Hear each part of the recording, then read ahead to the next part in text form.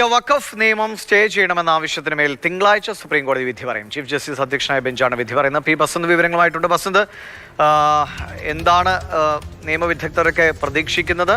വിവരങ്ങൾ. Divisha, May 22-നാണ് supreme കോടതി വഖഫുമായി ബന്ധപ്പെട്ട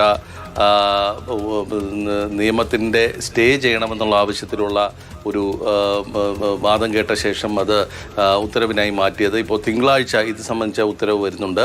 അതായത് വഖഫ് നിയമം നടപ്പാക്കുന്നത് സ്റ്റേ ചെയ്യണമോ വേണ്ടയോ എന്നുള്ളത്, അല്ലെങ്കിൽ ഹർജികൾ കേട്ട് തീരുന്നത് വരെ ഇത് നടപ്പാക്കുന്നത് സ്റ്റേ ചെയ്യണം എന്നുള്ളൊരു ആവശ്യം. അത് അക്കാര്യത്തിലാണ് തിങ്കളാഴ്ച സുപ്രീം കോടതി ഉത്തരവ് പറയുന്നത്.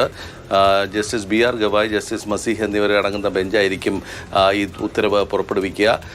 ഇത് ഹർജികൾ കേൾക്കുന്ന ആ ഒരു കാലയളവിൽ ഈ നിയമത്തിലെ വിവാദ വ്യവസ്ഥകൾ നടപ്പാക്കില്ല എന്ന് സോളിസിറ്റർ ജനറൽ സുപ്രീം കോടതിക്ക് നേരത്തെ ഉറപ്പ് നൽകിയിരുന്നു. അതായത് വഖഫ് ബൈ യൂസർ, അല്ലെങ്കിൽ ഉപയോഗത്തിലൂടെ വഖഫ് ആവുന്ന സ്വത്തുക്കൾ ഡീനോട്ടിഫൈ ചെയ്യുക, വഖഫ് ബോർഡിൽ മുസ്ലിങ്ങളല്ലാത്തവരെ നിയമിക്കുക, അതോടൊപ്പം തന്നെ 5 കൊല്ലം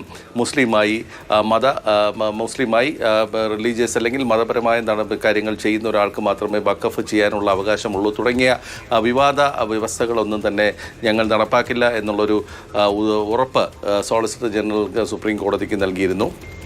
ഇതിനെ തുടർന്നിട്ടാണ് ഈ നിയമം നടപ്പാക്കുന്നത് സ്റ്റേ ചെയ്യണമെന്നുമായി ബന്ധപ്പെട്ട ആവശ്യമുയർന്നത്. ഇതിന്മേൽ 3 ദിവസത്തെ വാദം കേട്ട ശേഷമാണ് ഇപ്പോൾ അന്ന് അല്ലെങ്കിൽ ഉത്തരവ് പറയാനായി മാറ്റിയത്. ഇപ്പോൾ ഉത്തരവ് മറ്റന്നാൾ, അതായത് തിങ്കളാഴ്ച ചീഫ് ജസ്റ്റിസ് ബി ആർ ഗവായുടെ അധ്യക്ഷതയിലുള്ള ബെഞ്ച് കേൾക്കുമെന്നാണ് ഇപ്പോൾ വ്യക്തമാക്കിയിട്ടുള്ളത്. ശരി, പി ബസന്താണ് വിവരങ്ങൾ നൽകിയത്.